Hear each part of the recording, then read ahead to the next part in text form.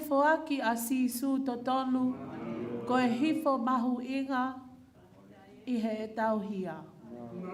Ane foaki a sisu totonu,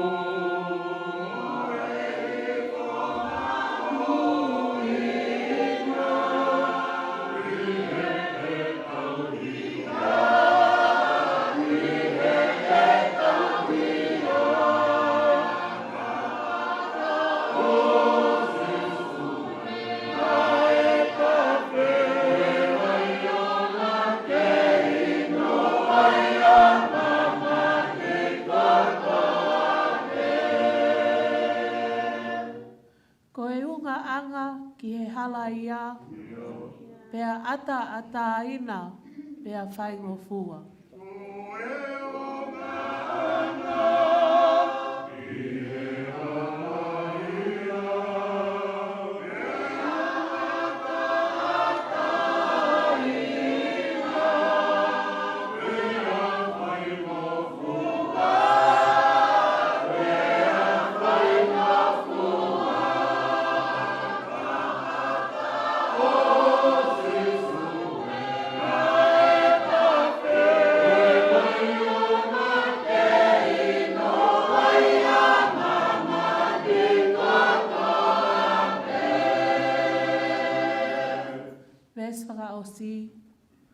Lotu ki a sisu, pea amanaki, ki he whaka mole mole, pea moe liliu.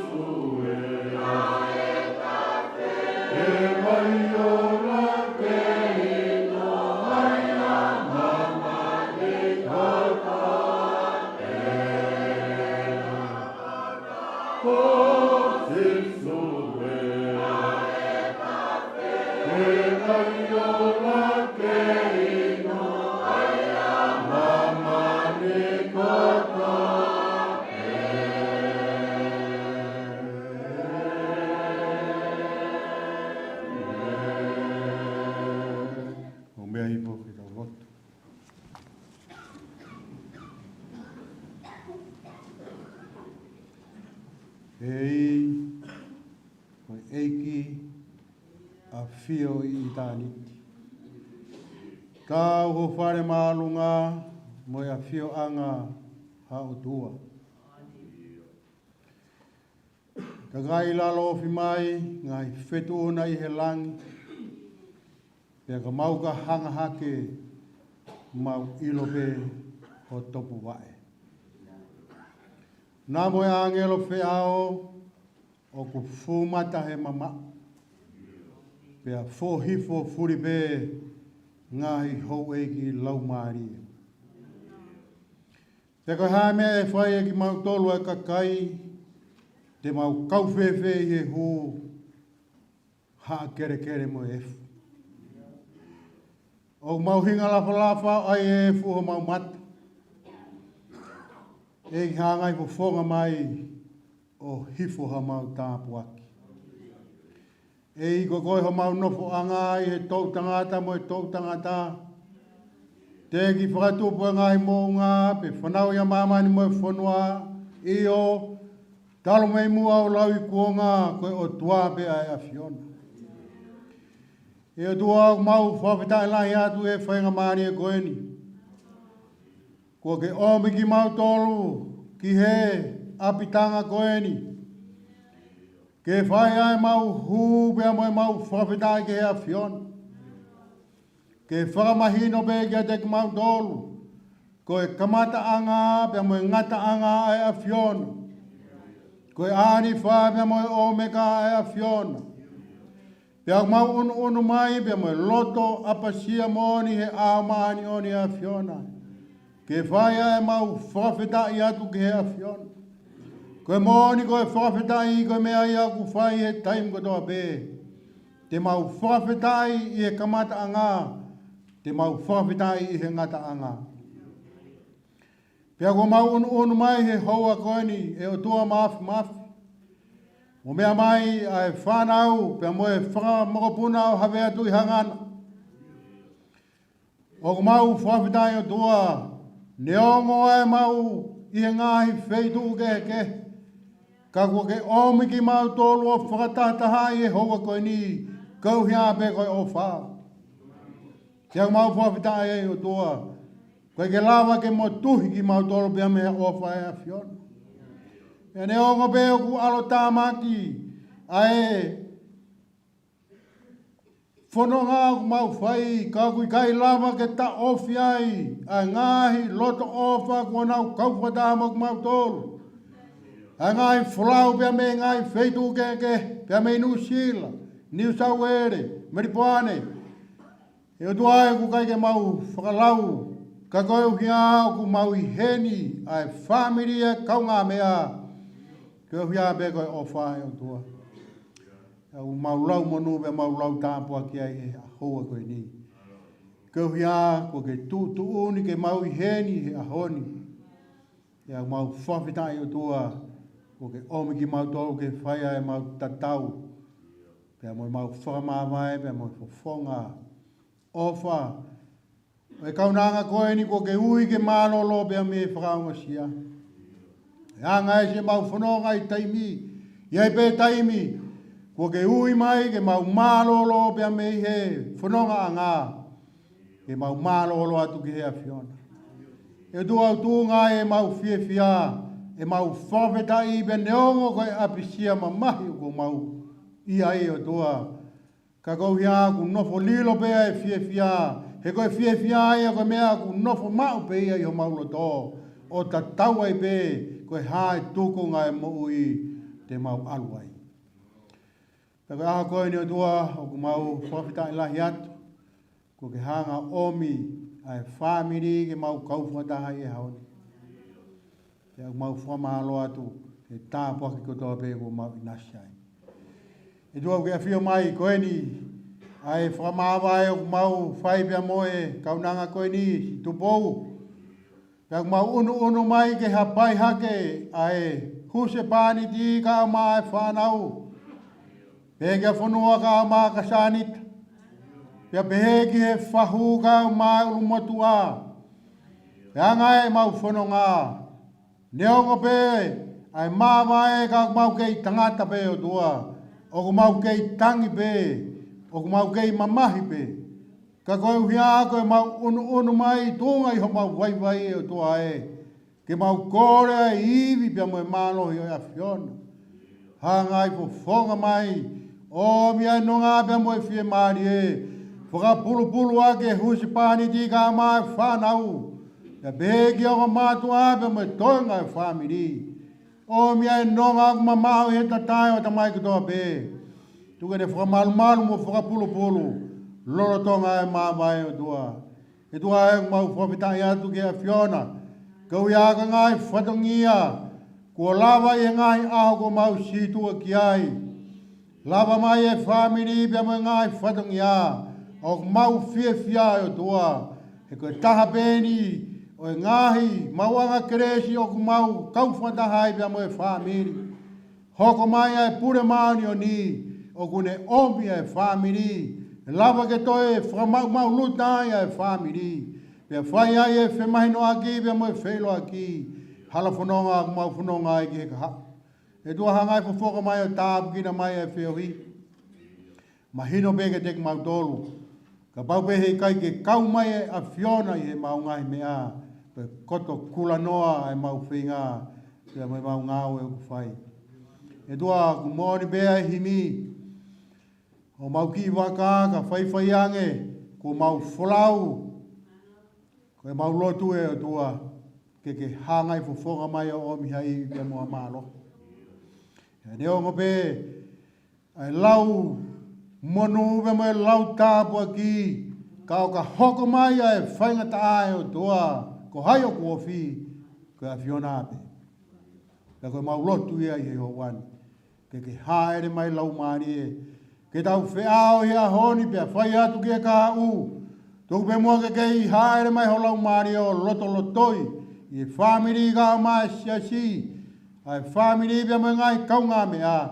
O ku mau te kaki pe ia ki he iwi mafi o ia Fiona.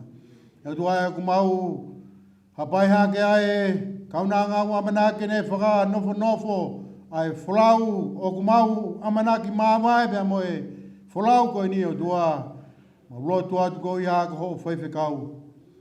Haere mai lau maari e o mihai mua malo. Tuke hoko pea whola koe tuhuru e pa moe ka pasa. Kene kei hanga o toni ki mau tolu he mau loto mawhasia. Ai taimi o mau puputu ai o tua. E o tua mau hanga atu ke a Fiona. Moni pea a Fiona ia i ho whola. O ana mau puputu. O ana mau puputu. Tui piki tai peke o tua. Pea tui piki tai peke te au. E tua koe mau lotu ia. Mahino peke te mau tolu kui kai ko mau api eni. Nofo muri pe o mau whai koe mama teu pe. Ka kui ai ha potu ko teu he a Fiona. Koi ai ha mau malolo anga. Oa te mau fiu. I he ngawe i he mamani ku ke omi. Koe mau malolo o toki whai pe ia ki itaniti. Hangai po whonga mai lau maani e. Tā pukina mai ki mau tolu whakalok fua. Toi ngawe o mau amana ki o tua. Tuke hangai po whonga mai. Taki peka mau mui atu. Ngai mea ko toa pe tāu ke hu mua au kei se mau lutu e tua. Hangai o whakau se mau tai au. Whakakato mai e mau tai kakato. E tuku peke mau kei mui atu. Ke whai e whinangalo i taimi ki tāniti. Ngai whonga mai a Taniela ai mau lotu. Ia mau kore katoa ngai malo hini a kalaisko alo. Ka koho mau whakamuui. Amen.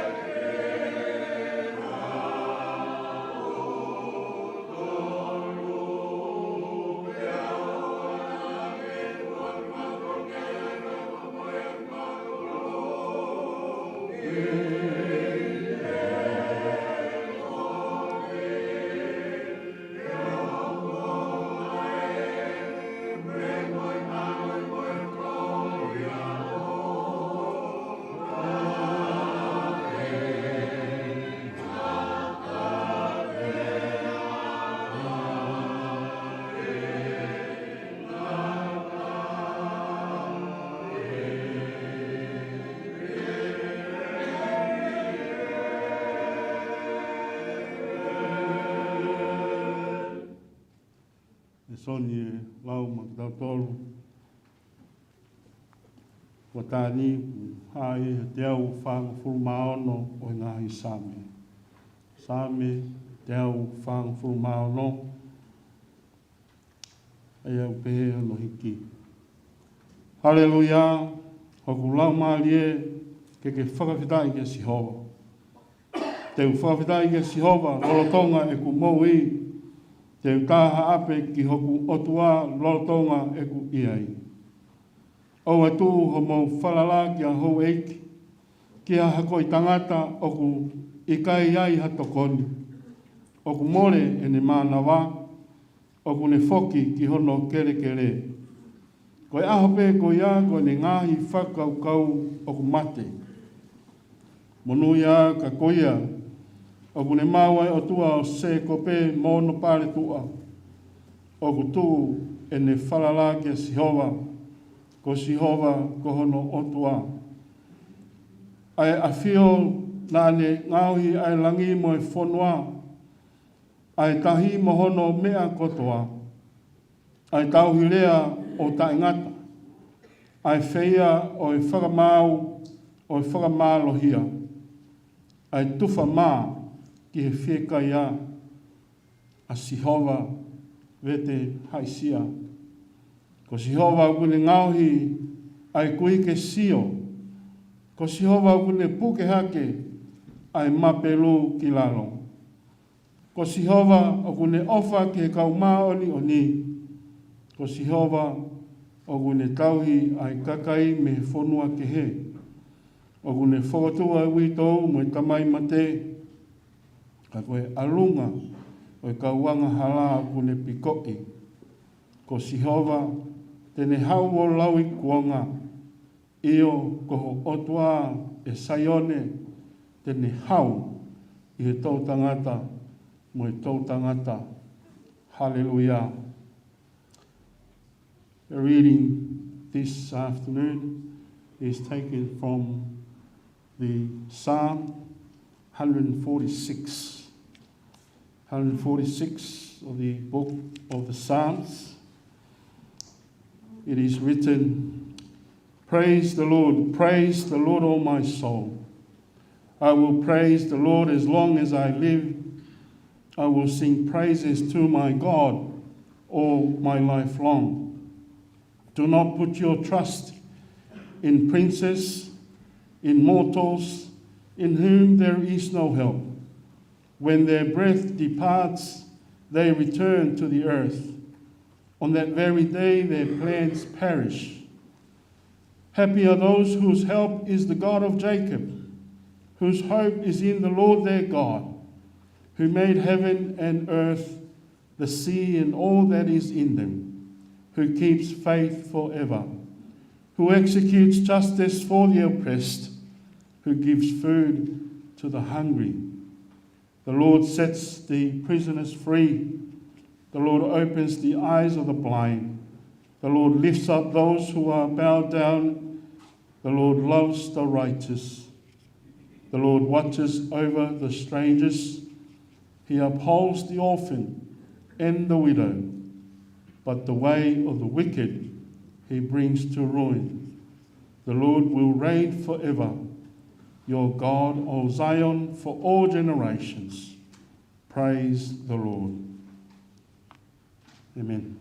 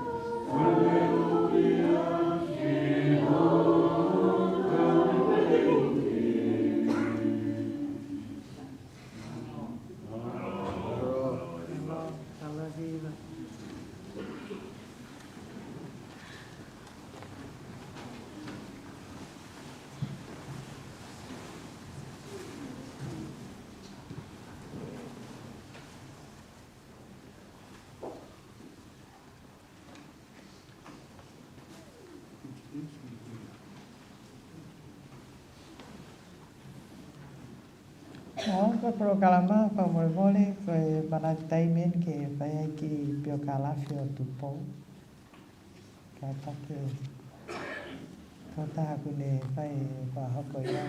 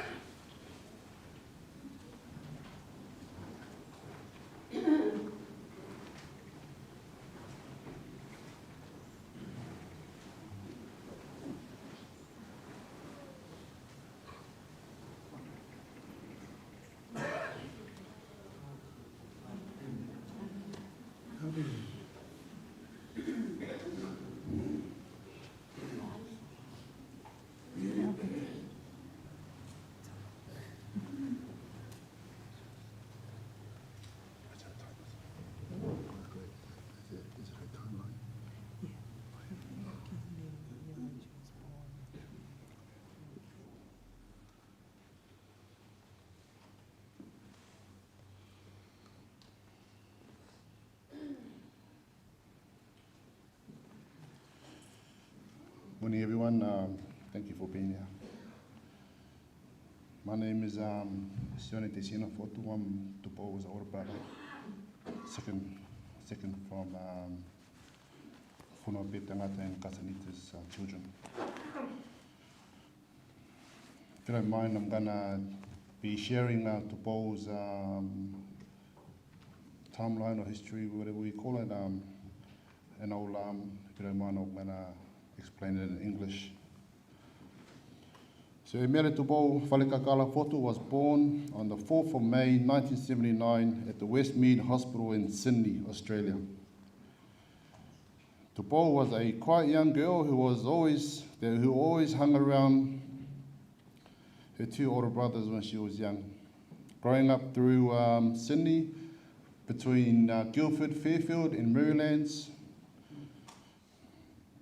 Tupou attended the Fairfield United Church, where we had a lot of our family members there, which had a lot of children in her age range that she grew up with. 1993, unfortunately, we made our return back to New Zealand, to our homestead, as our auntie was getting married, so her husband chose to find their own place. So we returned back to New Zealand in 1983 to Otara, where we attended the Otara Methodist Church there.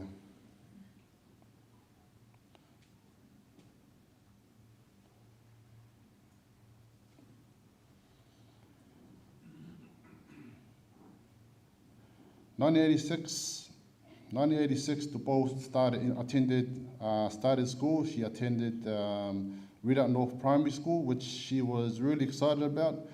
Tupou loved everything about school. She couldn't wait to go to school. I could remember picking her up on the first couple days of the first week, and she just didn't want to go home.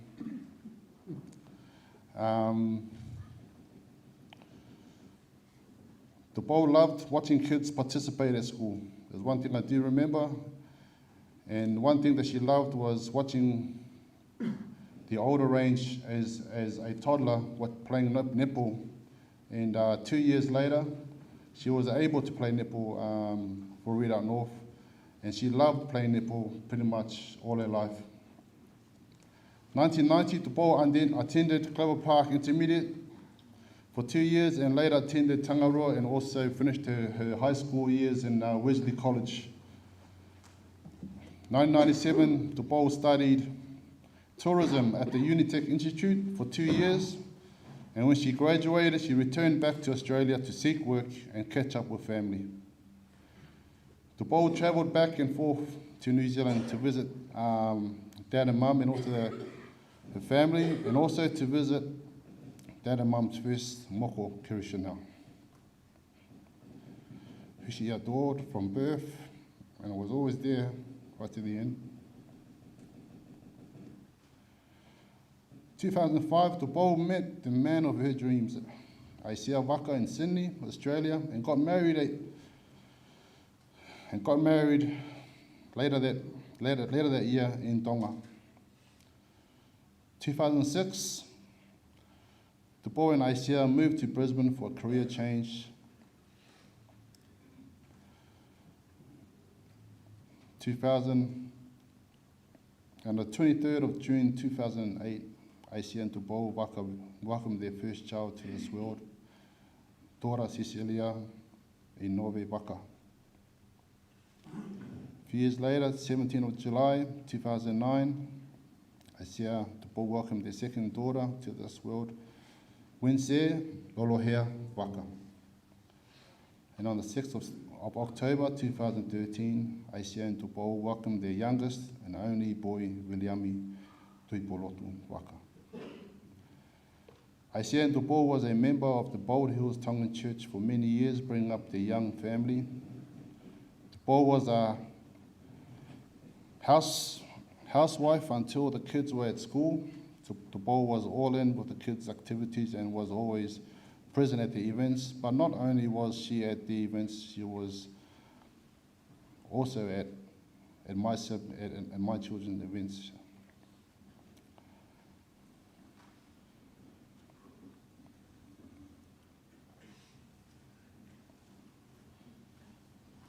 Tupou jumped onto various jobs when she was living in Brisbane. Aisea started working away, was working as a people worker. Tupou also, while Aisea was working away, found part-time jobs in between, because that's just the way she was. You know, she just loved to work and help out her husband raise up their children and also purchase a house. Tupou worked at the International Airport for Menzies, which was her dream job. All her studies in tourism back in New Zealand really helped. And one thing I do know about Tupou, she loved working at the airport. It was a happy place.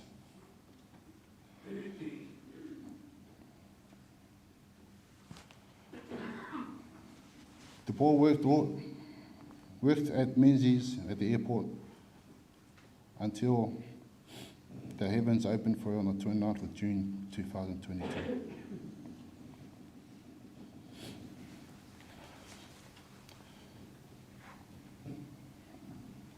Paul, we're going to miss you. Going to miss our chats, our talks, our dreams, and our goals. But I know you are not happy. You are in a better place now. And we will continue to make sure your dreams will come true for your kids, for mum and dad, and also your siblings. Mahalo apito.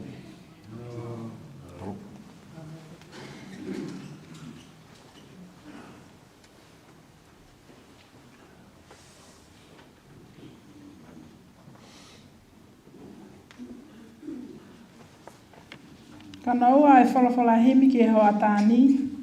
Himi ni mangi au hi wānu, ni ma hi wānu. Si su a whaitau lalo e, si o kaupiri ki miheni, ko ho mau kapiteni I koe, he kumi ai whanua lelei, a whe maia o nofo mau, kai Ouau ke whakaau.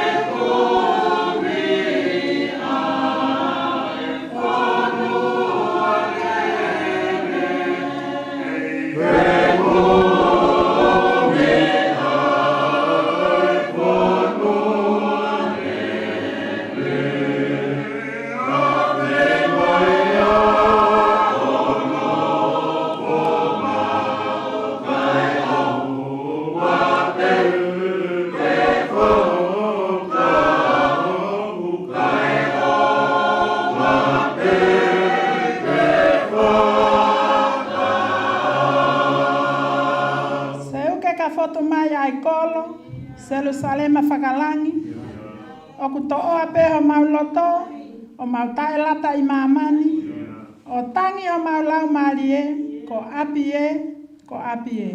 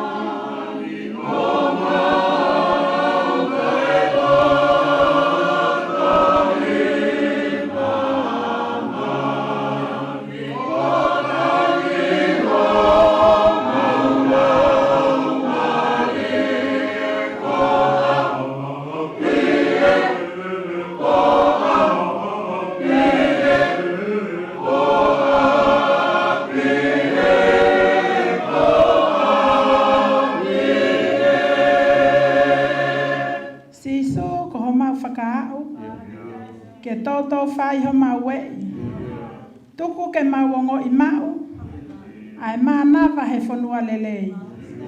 Kai langa e mau whakaamu, a whē te wau, a whē te wau.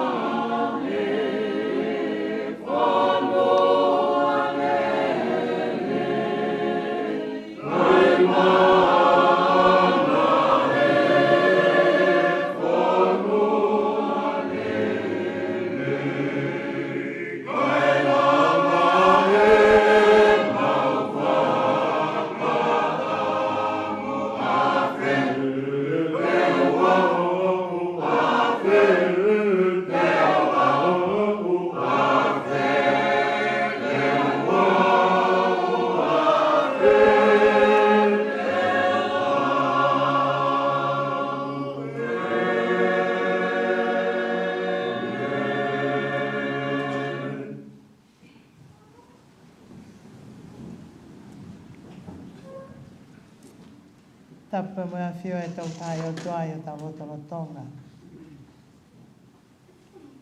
Ta mai, alo, pe mo lau maari e maanga. E whatap ki ono wharetapu. Whatapa ki aho eiki ka maha matapule.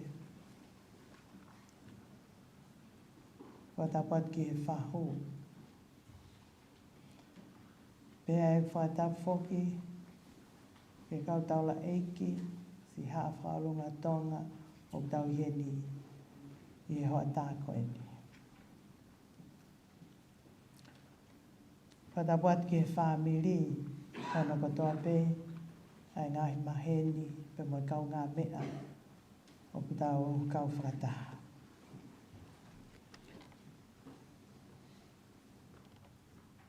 Whatapa ke he whoki. Ke tahine ko Tupou Falekakala Vaka ai o tu ngai e tau whataha i he ahoni. E tangata ia te au whai ki tuka. Ka tā momo oko e whai ngā maari e koe ni. Ke upuke a hoku koloa pe mo hoku monu ko tō maaku i a koe ni. Ko whao marumaru atu. I ngai whatap ko tō beo whaa whaki. I he whaneni. Pega pau o kui ka iau atu. Toki whakakato pe milangi. Kau hoko, kau kamata ki mua. Ai konga, hono ua. O i ki ongo ki e Tupou Vaka i ahoni. Ko ene mo ui. Ko e whewhine lotu. Ko e o whewhine o e eiki. I aho tolu noa o Septema wa whetaha wa. Nai hoko ai a Tupou ko e whewhine lotu whehui. I he Siasi Uniting Church of Bald Hills. A wha Sanuari wa whetaha tolu. Ko e fuafua whai lotu i a Tupou i he whare lotu i Bald Hills.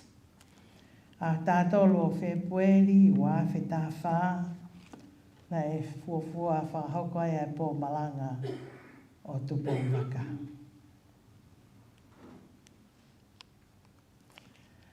Sabate aho wha ma asi wa whetaha walu, na e hoko ai a Tupou ko e confirmed member o e Uniting Church of Australia pe me he waa i Bald Hills. Nā ne hoko foki ko e me mipa o e Church Council ai Bald Hills Uniting Church. Ko e whewhine mo ui whakalotu a Tupou. Ko hono manako ke ngāwe whataha. Pea mo e tau tupu ka umafo kai longa i whanau. O ne taki ai a youth group a Bald Hills whakataha pea mo Breckenridge. Pea ko ia whoki nā ni toka ngai pea mo e lau tohi whasapate.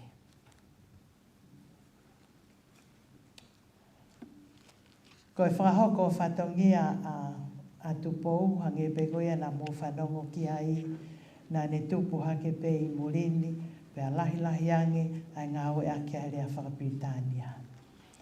Ko e ne whai lotu, ko e ne Malanga, na e ngā oe ake pe Tupou a rea Whakapitania. Pe nai a tāpe, pe a taua tāina, ke whakahoko pe, whatever she was comfortable with. Ko e pekia a Tupou, ko e whewhine Malanga, ahi, Aisea o Bald Hills. Ko e more,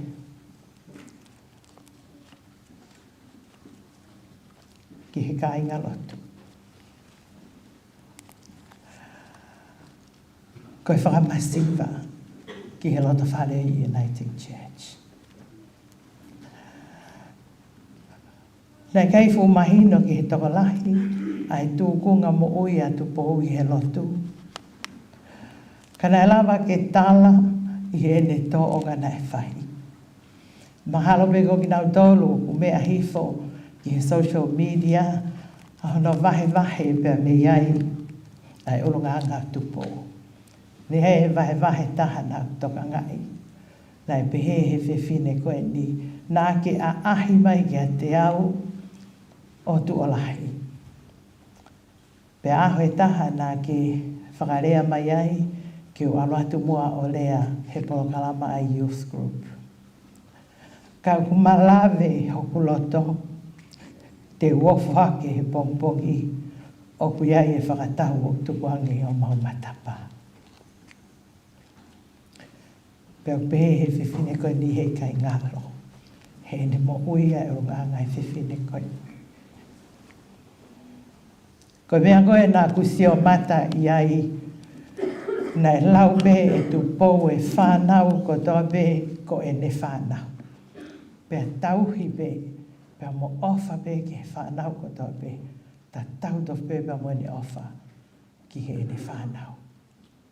Tala noa pea mo I ki whanau, pea vahe he whanau e ngai taimi, whakawhiewhia ka te knau tolu, o kunau manatu me rie ki ai, pea mo whae koe ni.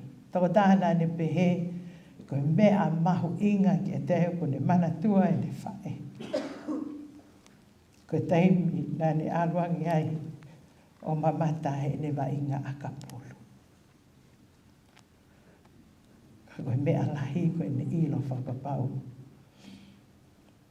Nai lere mui a whae koe ni ke poupou I.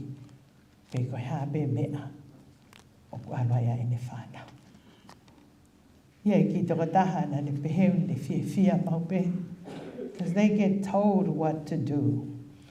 Pea nau kau ngā kau whakataha, he cleaning, doing the dishes, and those are little activities, but she enjoyed being with her mum.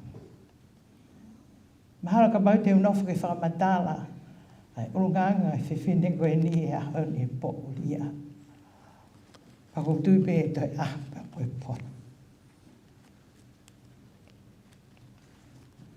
Ko tai meo ku nei api ai, ko whae au ki ai. Peo tatau tofu pe. Ai ku sio ki ai. You may not count her as a person of God, but to me, te whakapapau ia te aho. She was a woman of God. Whatawangi be, tau te whito kia te ako ko whamatara e o ngā ngatupu. Te ne li liu, ai tō mo ui a whanonganga. Ke hange tofu, ko whiwhine koe ni. Tupou, whahokua te ofa. Pe me he kāinga lotu, me siasi o Port Hills, which I'm sure there are some of them that are present today.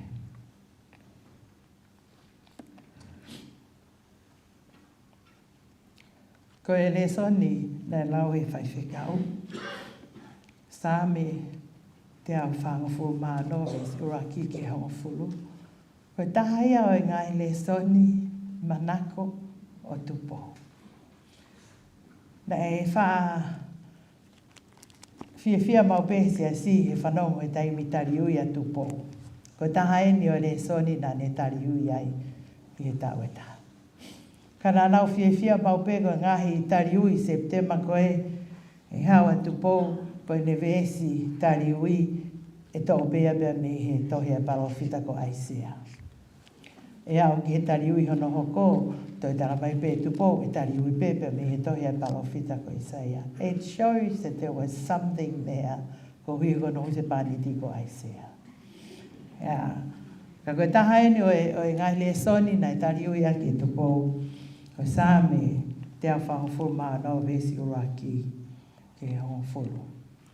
Ka koe ia ai le soni o ome Tupou hea honi ke whai mei ai hata wako naki.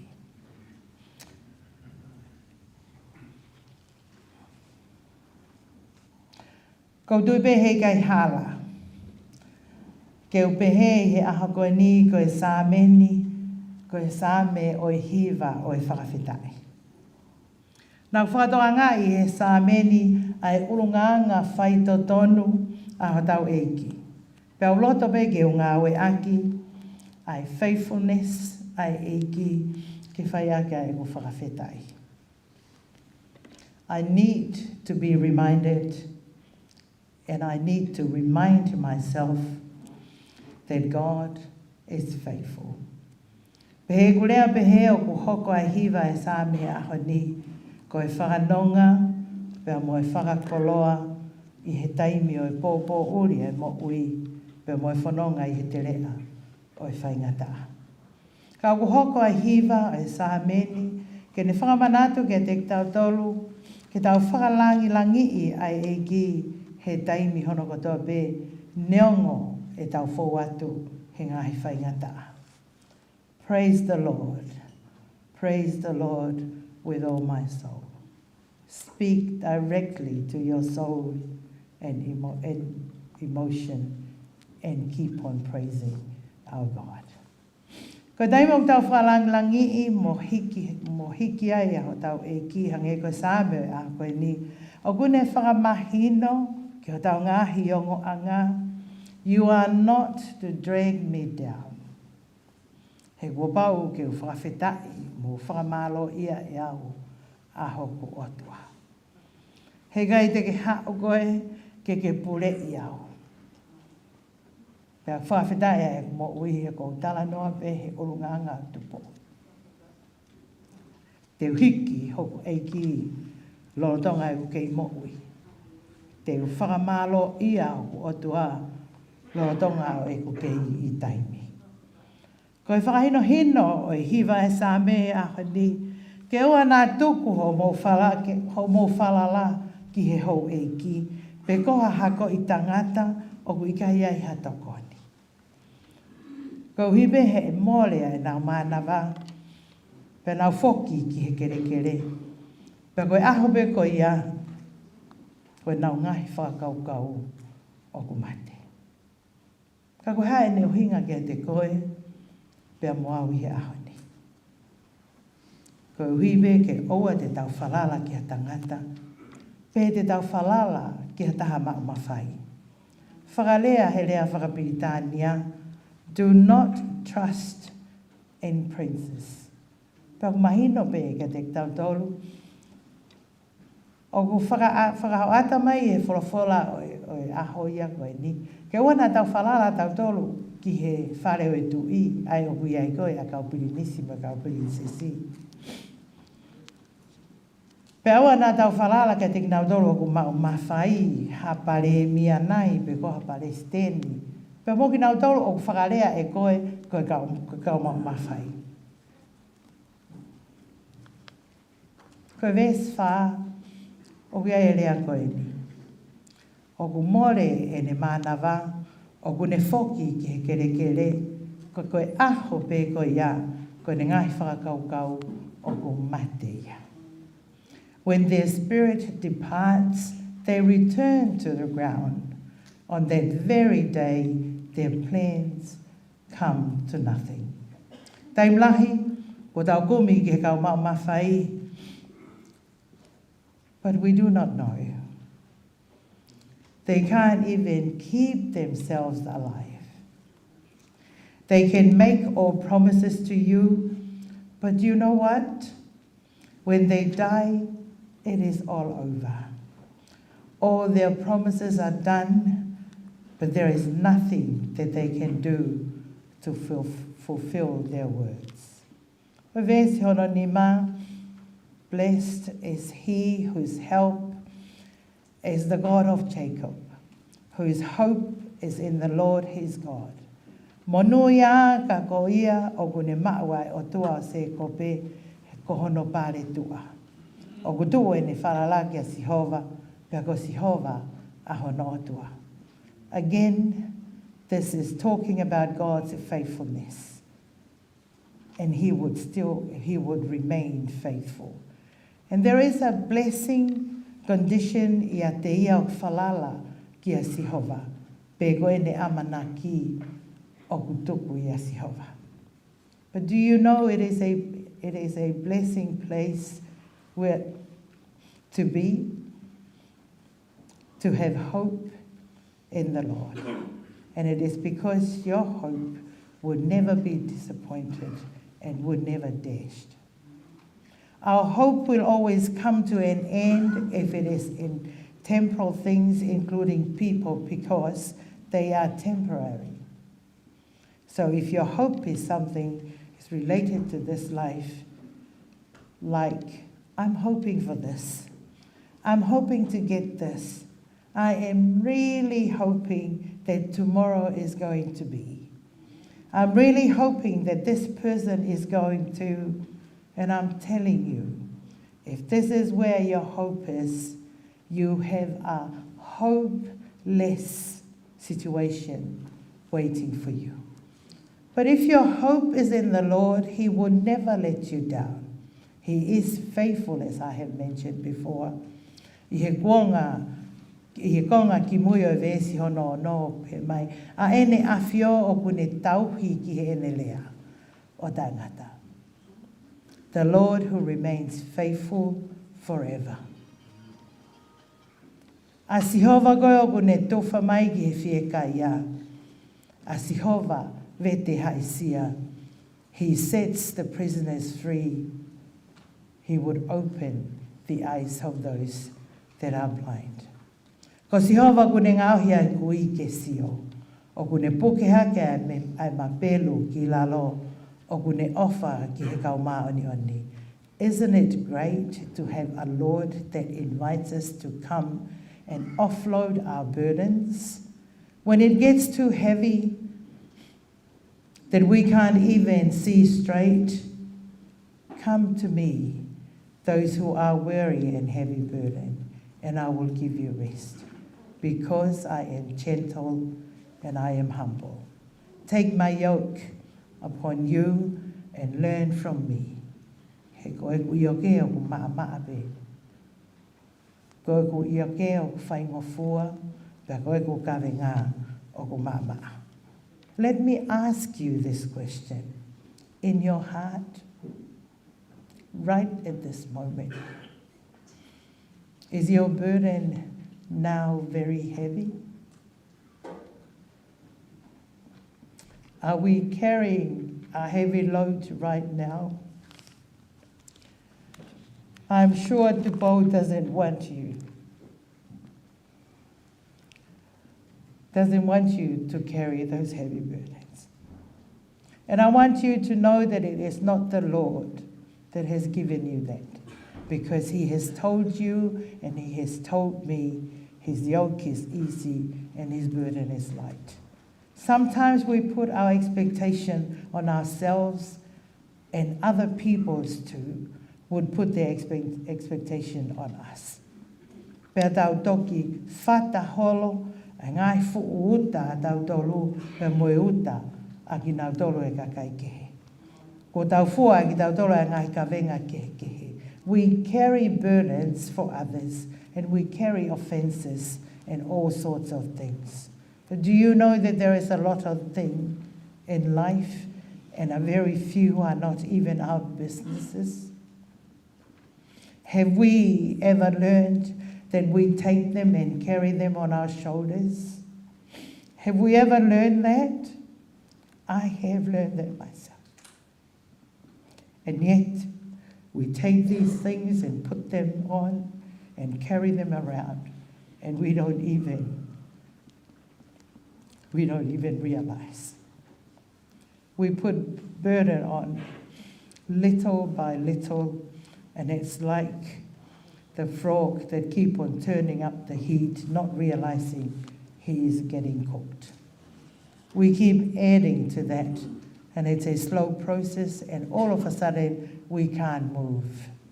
And yet we have this God who say to us, come to me, all those who are heavy laden. Wow, what an amazing offer. Ko Sihova kune puke hake e mapelu ki lalo, ko Sihova kune ofa ki e maanioni. Ko Sihova tauhia ka kai me he whanua kehe. O kune whakatu ai witou, me moe ta mai mate, ka koe alunga o ka wang hala, o kune pikoi. The Lord watches over the alien and sustains the fatherless and the widow, but he frustrates the ways of the wicked.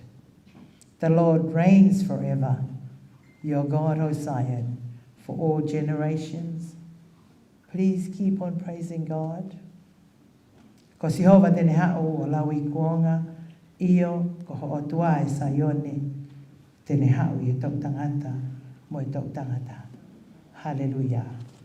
Amen.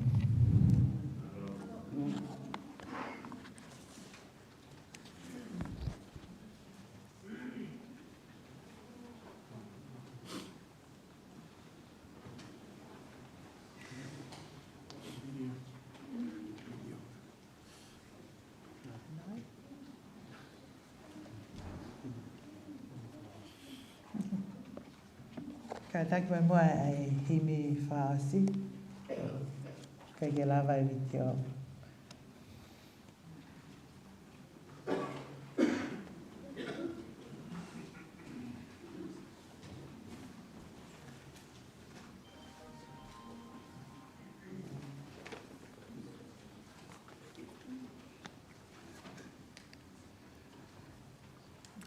Koe whawhora himi. Ana tolu. Ai ngau e anga oe a koe. Kono te au ona ngā fulu mawhitu. O himi. O mea ke tau hia. Eiki koe off. Koe kapiteni. O e tau o Israeli. Pea moe taki mua. Ke kakai whai whanonga. Ke nau mau ai whanua. O tuku i olunga.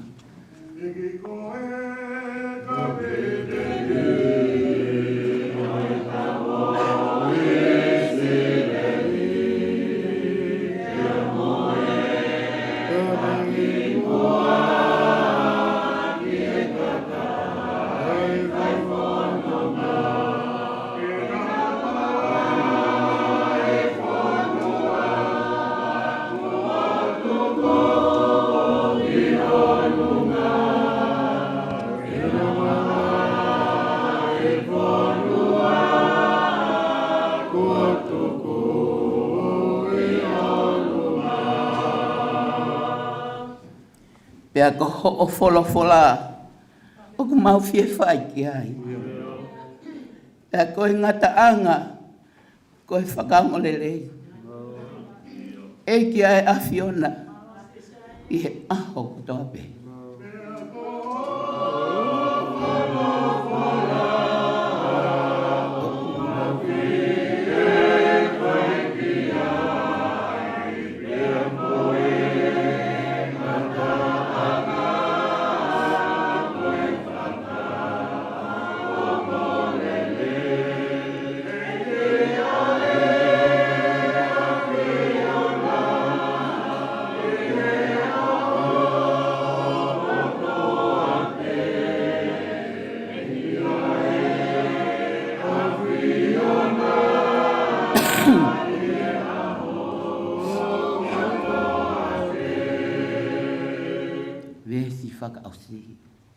E kaulelei a e ofa a Fiona eiki.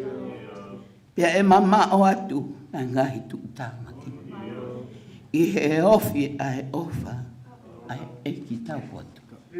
Amen.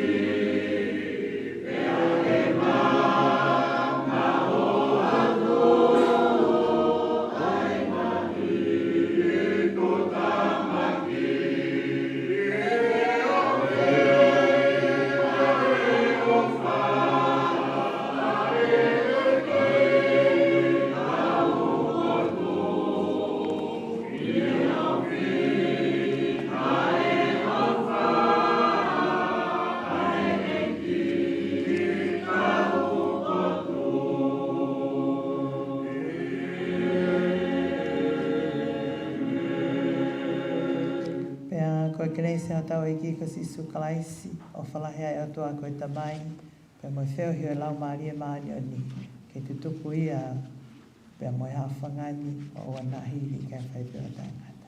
Amen.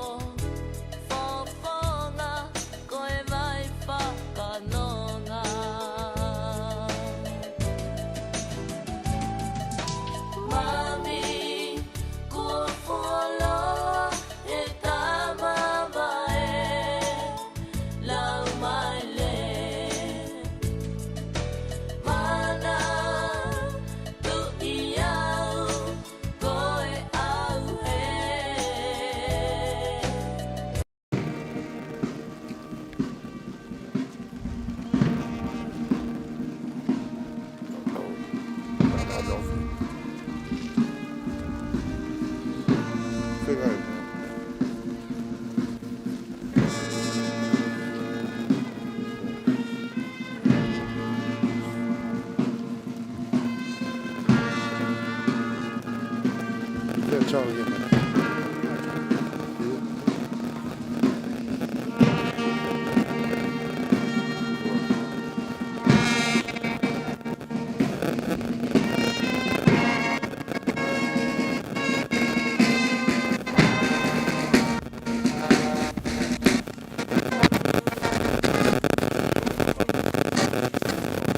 Yeah.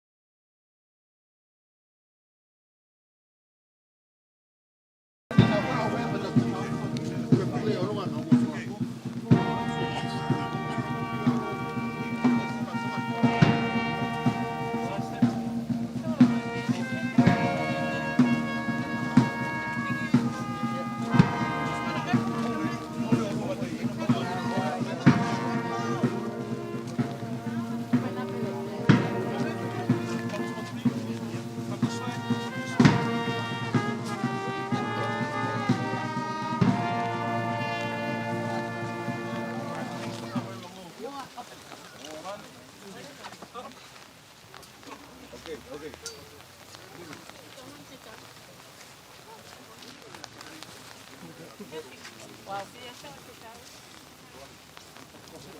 Can we get the casket straight? The flowers? Flowers?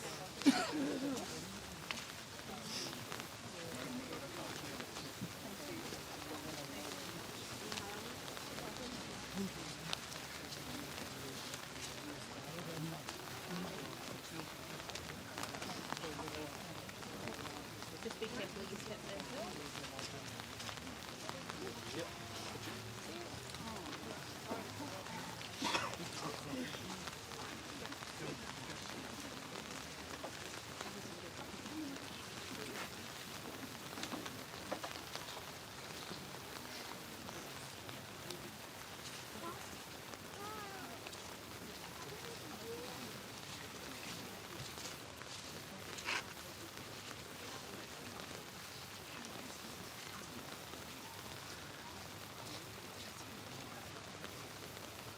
Tol fola himi te tau hiwa ai, kono tolu ngeau, walunga pulu e himi, te tau hiwa.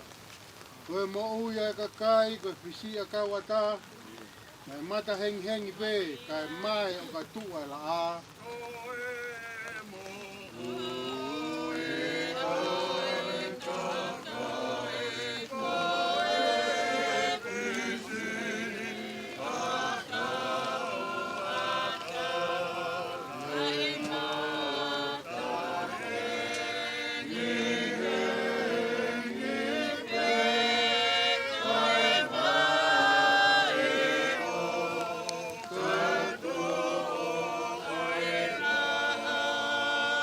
Pehe bea kakai, ka si beho no ngai tau, ono i kai masani ia mo whaka opo pau.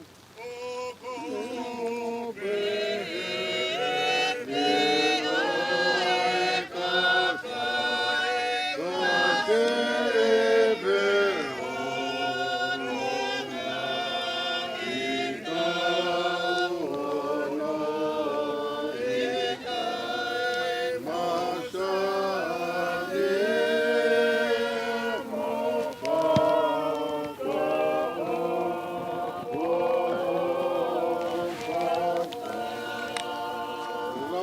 Sione pa tau hiwa e vesi pa o si. Ka te nau ha mui pe, ha o ngila nge whau. A Sisilia e nau lelei o lahi hono nau. Tūkua mate kene hau ke ave au ki he tesi. Mai a kau mo mone lau. Tūku pea e palo mesi. Tōko a mate kene hau ke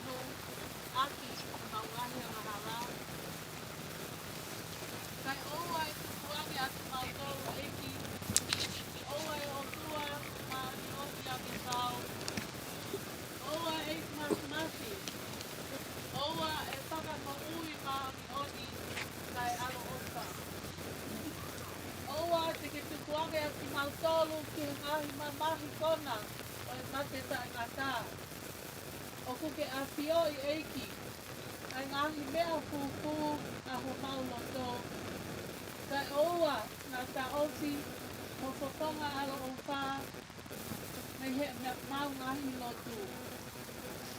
Ka ke whakahau ki mau tolu e a Fiona. Ai eiki mā oni oni ane whau. Ai o tua mawhi mawhi. Ai whakamaui mā oni oni kai alo o wha. Ai whakamau motu taha o i tāniti.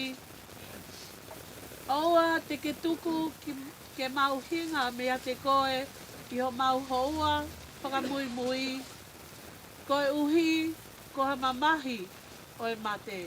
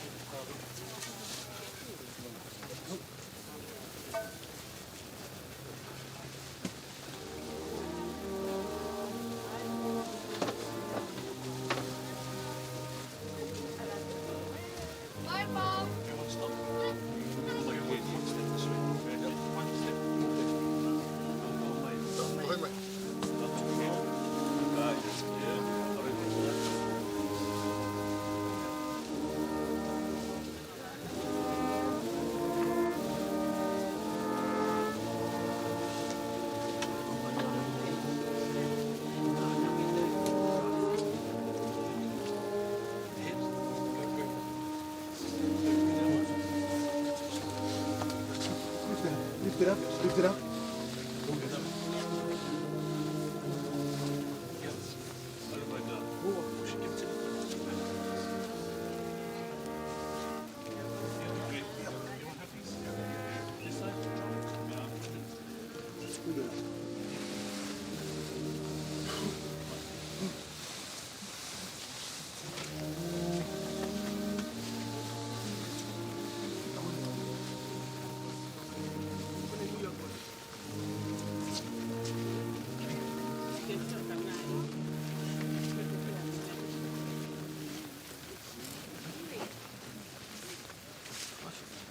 Ba mea he finangalo e o toa mawhi ke uiangi hai lau maari o se tau toko ua ko hikini. Koi au tau tuku hono sino ki he Fonua. Ai kere kere ki he kere kere. Ai efu ki efu. I he ilo pau ka ilonga ki nau tolu ko pekia i he eiki. Te nau toi tuku ki he mo ui tangata i he eiki. Ko tau kua mo ui. Ai a tene liliwa e sino e tau mo ulalo ani ke alaanga mo hono sino langlangi ia ona. Ne wongo i hale o me he langi nai pehe mai toki. Hiri e ni o ko monu ia, o ko monu ia e pekia i he eiki. Pe au kukola e lau maari e io, ko hite nau malolo me i e nau whakaongosia. Darut. Doa alofa. O tamai a mau e ko Sisu Christ. E a koe tatu mo ui. E a katu e tā ki ai tene mo ui. Te awa ne pekia. Koia kumaui mo tui pik tai ke te ia. Kei kai tene mate tai ngat. Mau whatau wholofola atu tamai. Kore ke whatu ki mātoru mehe mate. Oi hanga hala ki mo ui o maa o ni. Kou hi, ko mau ka hiki, i mo uini. Mau maa lo, i ne afio. Taka hoko, ai ao whakamui me tautu lahi. Ke poi fua hau whinanga loa te ki mātoru. Ka mau ai tāpuaki au alo pere. Ai tene omi ke te ki mātoru. O ku ofa mo apasia ki he afiona. O pehe, omi ki mātoru ai whahinga. Ko whamanu ia he tamai. O mo hoko ki he pureanga. Ko toka teu. Mō mātoru, taru e tanpo o mamani. Ofa mai, he eiki ko e mauta mai manawa ofa. O mea mea ko ia, ia sisu klaisi, ko mau whakalaloa, mo mau huhui. Ko klesi ai ko sisu klaisi, ofa atua, mo whio i lamari maani oni. Ia te tau tolu ko toa pe ia, o Tangata. Amen. Amen.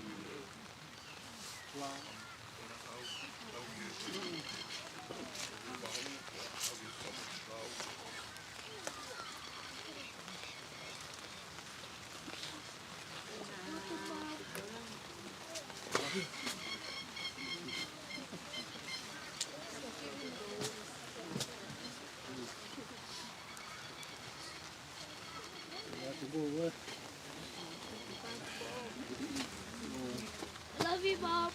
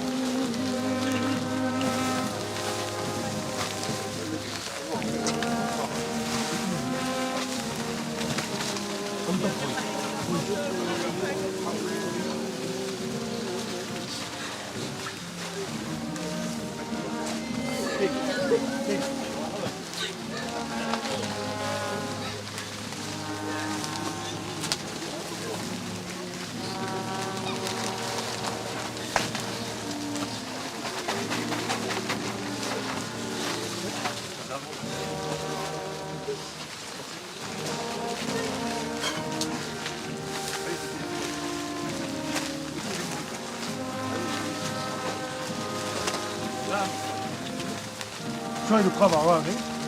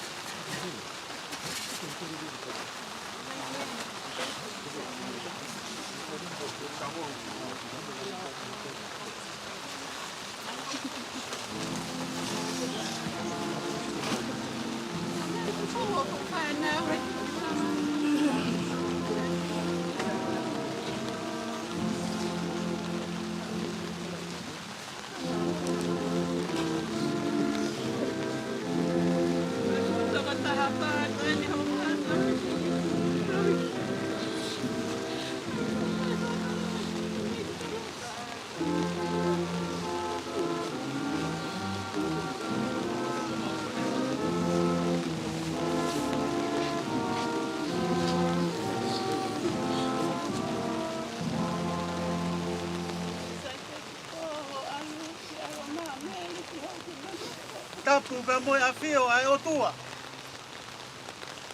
Yo tau hao aonga.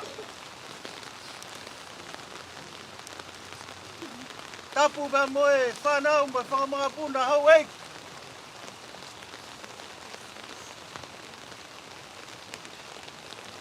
Tapu ka moe haa matapure.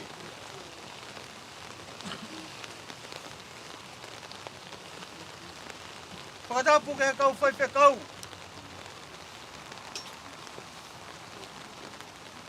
Whakatapu atu ki he whahu.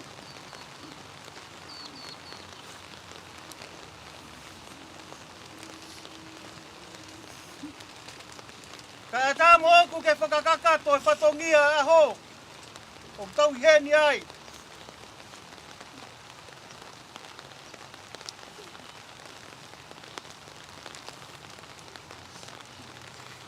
Kau whaipe kau.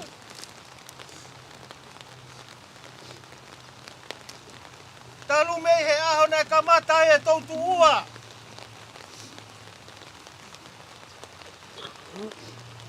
Ai loto whare masiwani. Koe uhi koe whakalangi lang. O tau whai ma e kaunanga koen.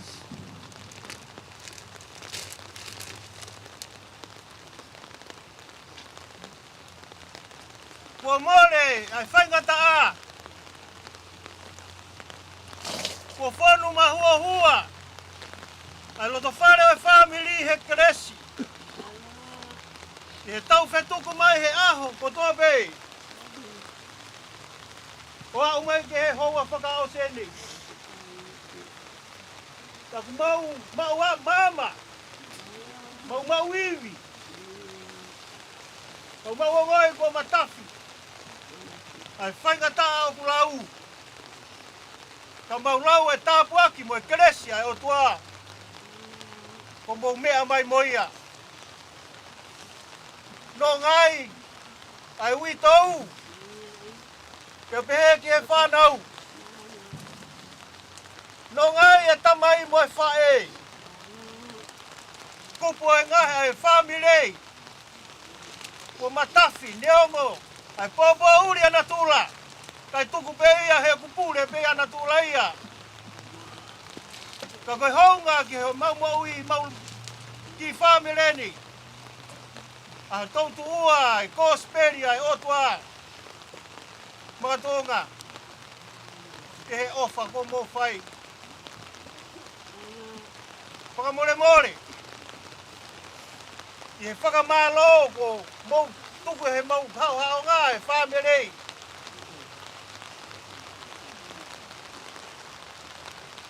Ko hiri pe koe ni.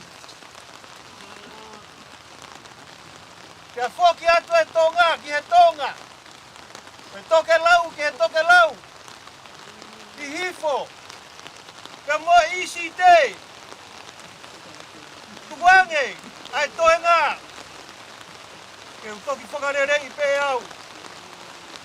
Whakamalo ahi atu i he kainga. O whakotoa pe. Ko mau mea mai o tuku o mau taimi. Ka tau kau whataha. E vai manawa. Mo e vai o e whaingataa. Whakamalo atu ka teku mau tolu. Ko hui ko mau mea mai. Whai ai whakalangi. Ai ofe fine. Ai whae. Ko mehi ki tanga. Ko ia, ukia e whakamalo lahi atu. Pehe ai rea. Tua o whatu. Whakaongo atu. Ka hiri eni, mo kātaki atu pehe matapā. Ia e ki poulu ai, whai a whakamamalohi. I he whoki atou, he au lere ki api, malo au pito.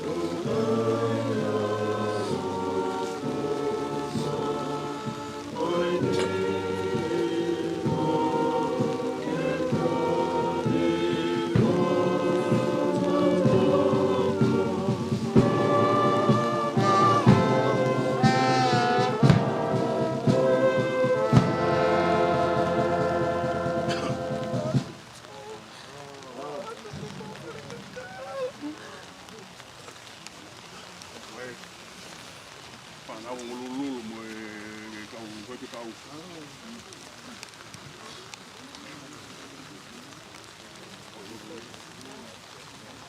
Mai lulu.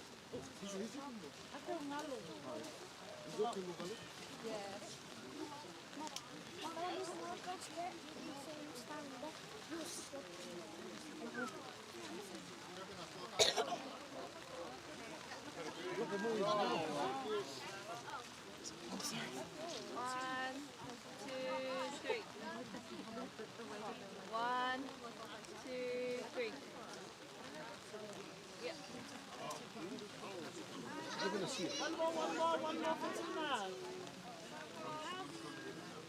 right.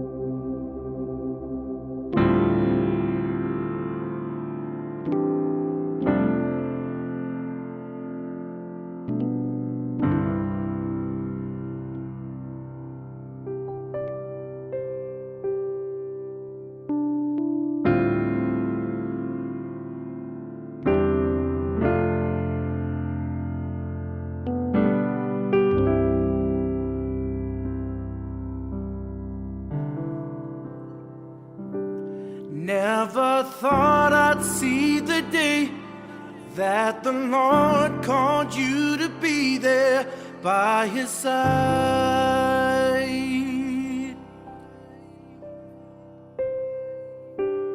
I can't remember a day when you weren't around.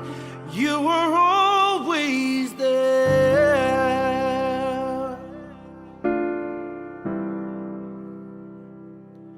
I still hear your voice in my head, hear you laughing, see you smiling in my mind.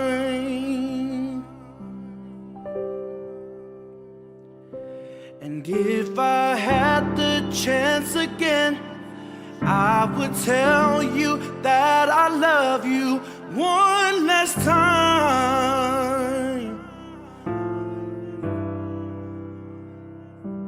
And yet I still can't believe that you're gone, that you're gone. Oh, we cry, we cry,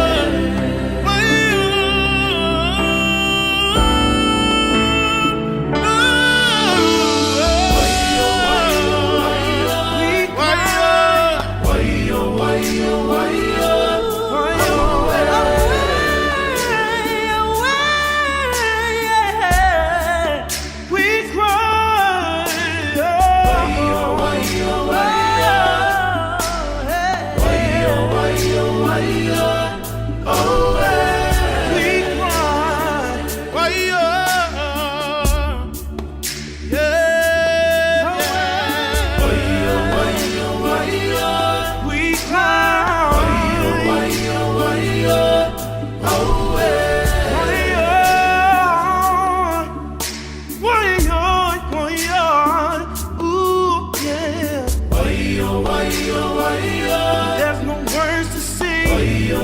We cry, we cry.